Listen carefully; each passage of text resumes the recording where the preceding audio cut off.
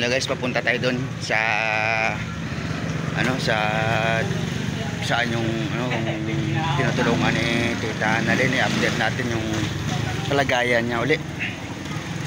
Parang pagkalang ko nakauwi na yata yung mga bata sa Bicol, nahatid na yata. Papuntahan natin saka ano yung kalagayan niya, kung ano yung sitwasyon niya, saka kung ano ang balak niya,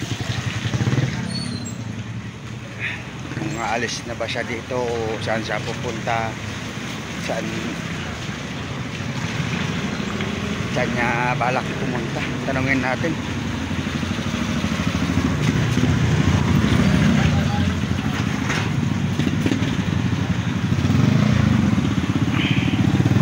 Ako nandito po siya ngayon.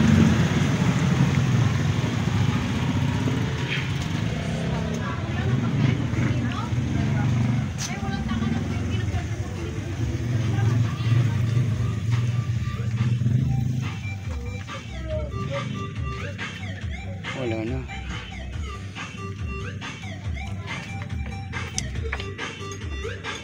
Ano man?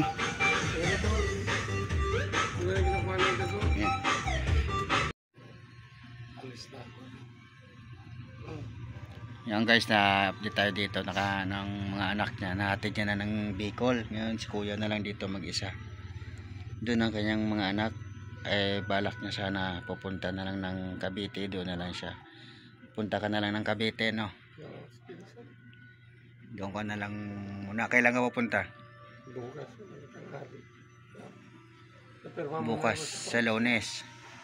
Sa munisipyo. Supermanang. Mga bata. Sino kasama mga bata? Tatlong disability. Apat. Isang konsyal. Barangay. Oo. Maraming salamat pala sa ating barangay sa DSWD na nagtulong na mahatid ang bata doon sa Bicol sa nanay. Doon ang apat na mga bata na ngayon. Siya na lang natira dito. Pinapaalis naman siya sa bahay na to kasi ilang buwan na hindi nabayaran. Pupunta muna daw siya sa Cavite, doon sa pinsan niya. Doon na lang daw siya muna. Bago yata siya pupunta kasi pumunta yata ang barangay dito kanina. Oo. Pipirmahan ka daw sa munisipyo. Isasamahan ka ng barangay. Oo. Bukas, punta munisipyo. Service lang sila. Sabi ko, wala ako pumasahe. Kahit 5 wala. Binigyan mo. Nabigyan niya ko siya. Binigyan ko lang yata sa tinapay.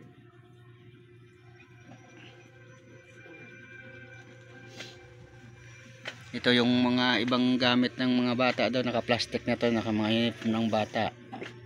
Naiwan kasi hindi na daw kasya sa sasakyan. Marami sila naiwan. Iiwan na lang yan dito. Saka yung gamit sa school nakalimutan.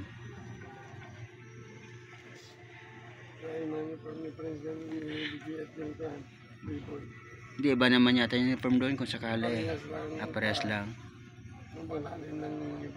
Dapat yan ang una yung binalot kahit hiniwala nyo ng balot mo uniform. Importante yung uniform nyo madala.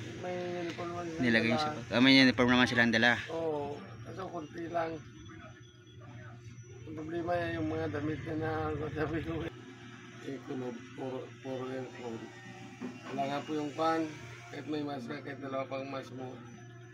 Yung thinner, na pintura kami. Baka doon nangyari. Doon ako, nalala ko doon ako na Natamaan. Oo, naman sa pan. Inubo ako doon, tapos biglang pumayat na.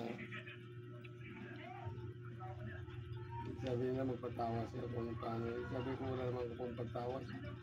Akala ko may pan, may ano ito, may pisina. Buti hindi tayo hindi ka dito sinundo, punta doon sa munisipyo. Di ba susunduin ka ng barangay bukas? Pupunta kayo munisipyo. Doon na ako sa barangay magpunta. Punta ka ng barangay. Oo. Tapos may, naman, may... Kung ano kaya sinabihan mo kaya barangay dapat kanina, sakali pwede kang papahatid ng Cavite. Hindi na daw gawa ng dalawang bata, malayo daw yung kwan. dapat nakiusap ka sa kanila. Di ba sabi naman nila na, Pero bukas usapin ko ulit sila. sabi naman nila, ihatid kanila. Nagsabi yung sa akin nung pumunta doon na kung saan ka daw uwi, hatid ka raw nila. Yun ang sabi. Kung ikaw magbiyahe, kaya mo ba magbiyahe? Kaya naman. Sa bagdandaling ko man. Bag ko na na. Ang problema kung gamit ko. Masugod naman ko sa ulo ko. Saan na ako mag-kanya. Halimbawa may mapagawa doon. Tiga-text na doon, taga Molino nga mapagawa na sana. Bukas sabi ko siya, di pa ako makapunta dyan. Magagawa ka ba niyan sa sitwasyon mo? Sarili mong naintindihin mo kaya? Sabi ko, Naintindihan mo yung trabaho, sa amin intindihin trabaho pag malakas ka na. Magaling na ako, pinsan ko, mapagaling na muna ako. Magaling ko mga gamit ko muna. Yung mga gamot ba na resita sa'yo na inom mo? Marami silang gamot na binigay sa akin. Yung nagpa-check up ka, walang gamot, walang resita na binigay? Pero resita ay wala naman dyan, wala namang pambili. Kaya mga resita ko din. Ayan yung mga record mo? I-requirements ito. Hindi. Yung Ito yon. mga magic pen. Ito nung referral ng Magic 10. Oo. Magic 10 to? Oo. Ano to may check? Ito yung papagawa, hindi naman Magic 1, 2, 3, 4, 5. Ay, ito lang pinapagawa. Oo. Lipid.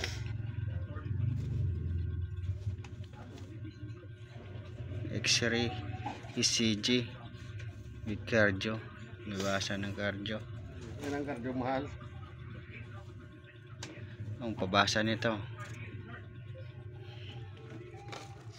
Itong iba.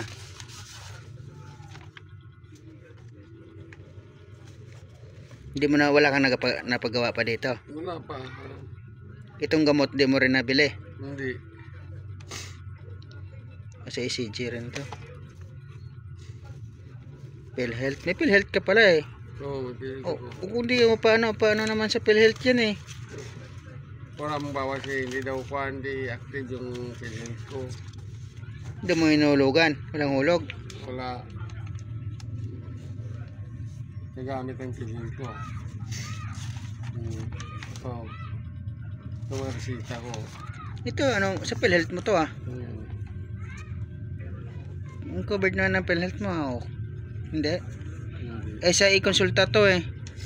Nakaano ka na sa ano ah, may record ko na sa i-consulta. Pag i-consulta na anong clinic na nan mo na automatic na yun ang pasok sa PhilHealth. Saan to? Sa Balibago. Sabi nga punta ka sa kuha ngayon sa sabi ko sir pumunta ko doon sama mga bata. Ayan, di balak mo na lang pupunta ng Cavite bukas, ano, uwi ka na lang ng Cavite. Ayan, ako hindi naman kita hindi kita makahatid kasi balik ko sa doktor bukas din. Saka kailangan ko magkuha ng report na sa office. Sa Muntinlupa din magre-report ako, kailangan kong kuha ng fit to work. Hindi kita pasundot na lang kita dito kung ano bukas. Okay, Tatawagan ko si Gaygay. bukas mga alauna. Para pagdating nga dito, alis kami. May naman, mayroong ditong bigay na kahit paano pamasahe mo raw. Hindi mo kaya magbiyahe. Magdagdag na lang ako, pasundo ko kay Gaygay.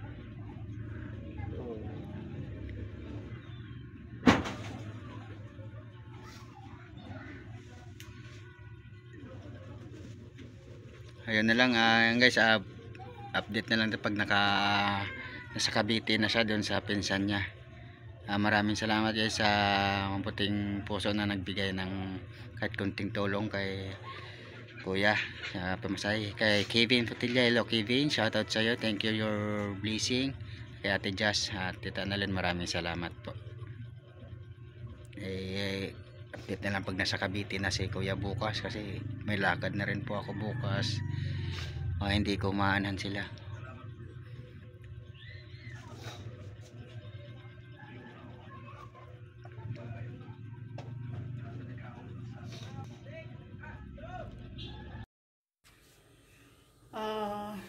thank you so much sa mga tumulong kay tatay, kay Jazz na nagbigay din, kay Kevin. Ayan, thank you so much Kevin for giving your prize to Tatay Benjamin.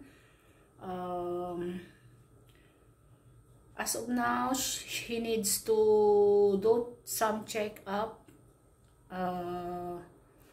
And then I will tell you the result with our next video, okay? Ayan, thank you. Marami pa siyang guys, gagawing check-up si Tatay Benjamin. ECG or what, I don't know. Habang ginagawa ko itong karugtong nung video nila Labs Marlon, ay nakapunta na sila guys. And then, sa next video, sasabihin ko sa inyo. Pero syempre, tuloy pa rin ang pagtulong natin sa kanya. Kasi nasimulan na natin. Kakaawa naman siya. Kaya, nag-promise naman ako na tutulungan ko siya hanggang siya ay gumaling. Total naman, yan ang mission natin. Kaya tayo nag-charity. Diba? Ayan, salamat sa panonood. Share guys. Para mas marami pa tayong matulungan. And then, thank you sa Team Adik. Lagi kayong andyan. Kahit hindi ako nakakapunta sa mga live nyo minsan. Kasi, syempre, tulog ako. But thank you so much. Love you all, guys. Bye-bye.